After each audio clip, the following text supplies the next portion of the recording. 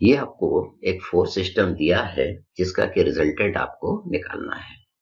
Resultant निकालने के लिए पहले हमको क्या करना पड़ेगा, इन सारे फोर्सेस के हॉरिजॉन्टल और वर्टिकल कंपोनेंट निकालना पड़ेगा। उसको निकालने के लिए हमको क्या करना पड़ेगा, इन सारे फोर्सेस का एंगल या तो हॉरिजॉन्टल या वर्टिकल लाइन से निकालना पड़ेगा।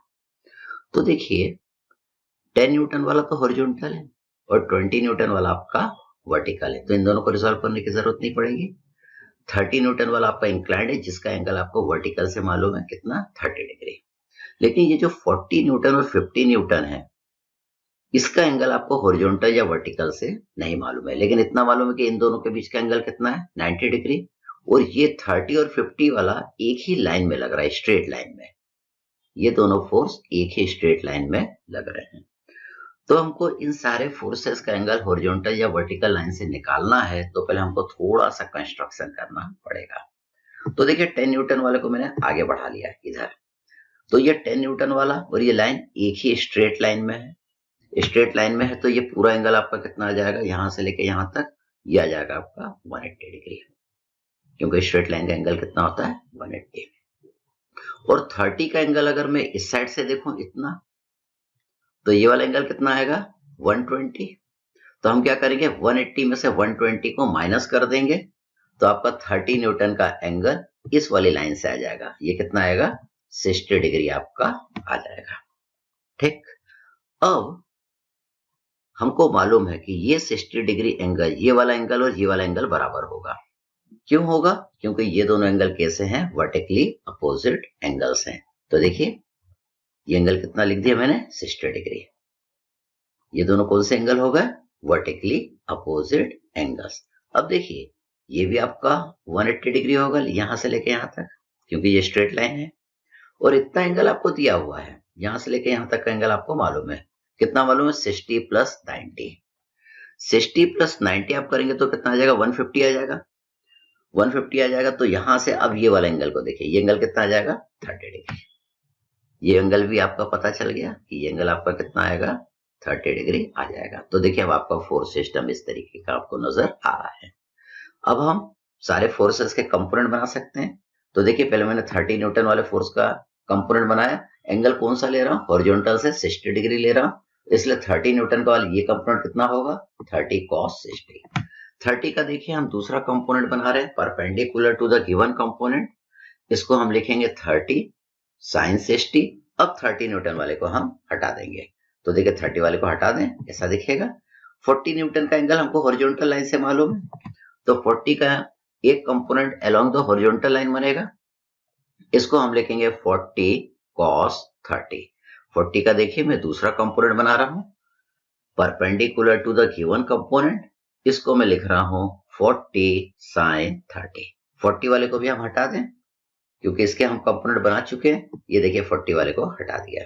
50 वाले को देखिए, इसका एंगल हॉरिजॉन्टल लाइन से मालूम है, तो 50 वाले का एक component along the horizontal line बना। इसको हम लिखेंगे 50 cos 60। 50 का दूसरा कंपोनेंट देखिए, perpendicular to the given component. इसको हम लिखेंगे 50 sin 60। अब 50 वाले को हम हटा देंगे, तो देखिए इसको भी हमने हटा दिया। मतलब अब आपका फोर्स सिस्टम आपको इस तरीके का नजर आ रहा है। अब हमको इनका रिजल्टेंट निकालना है, तो पहले हम सिग्मा एच निकालेंगे। सिग्मा एच निकालेंगे तो क्या करेंगे, इन दोनों फोर्सेस को लेंगे और इन दोनों फोर्सेस को लेंगे। ठीक, तो सिग्मा एच की वैल्यू देखिए हम कितना लिखेंगे, हम लिखेंगे 10 plus 50 cos 60 minus 30 cos 60 minus 40 cos 30। इन दोनों को प्लस लिखेंगे और इन दोनों को माइनस। तो ये देखिए अपना सिग्मा एच बन गया। तो इससे सिग्मा एच की वैल्यू आ जाएगी माइनस 14.64 न्यूटन। इसके बाद हमको इसके वर्टिकल कंपोनेंट का अलजेब्रिक सम करना पड़ेगा। वर्टिकल कंपोनेंट का अलजेब्रिक सम करने के लिए हम वर्टिकल फोर्सेस को लेंगे। देखिए ये दोनों आपके वर्टिकल फोर्सेस हैं और ये दोनों भी आपके वर्टिकल फोर्सेस हैं। तो ऊपर के डायरेक्शन में जो लगेगा उसको पॉजिटिव लिखेंगे और नीचे के डायरेक्शन में जो लगेगा उसको नेगेटिव लिखेंगे। तो हम लिखेंगे 20 plus 30 sin 60 minus 40 sin 30 minus 50 sin 60। तो देखिए इसका सिग्मा वी की इक्वेशन हमने बता दी। जब आप इसका अलजेब्रिक सम करेंगे तो सिग्मा वी की वैल्यू इतना आ जाएगा। हमको रिजल्टेंट निकालना है, तो आर निकालने का ये फॉर्मूला हम जानते हैं इस फॉर्मूले में हम ये दोनों वैल्यू को पुट कर देंगे तो आपकी आर की वैल्यू आ जाएगी 22.67 न्यूटन। अब हमको रिजल्टेंट का एंगल भी निकालना पड़ेगा। एंगल निकालने के लिए पहले हम ये सोचेंगे कि रिजल्टेंट आपका कौन से क्वाड्रेंट पे लाई करेगा। देखिए यहाँ पे सिग्मा एच की वैल्यू निगेटिव है, सिग्मा वी की वैल्यू भी निगेटिव है, मतलब रिजल्टेंट आपका थर्ड क्वाड्रेंट में लाई करेगा।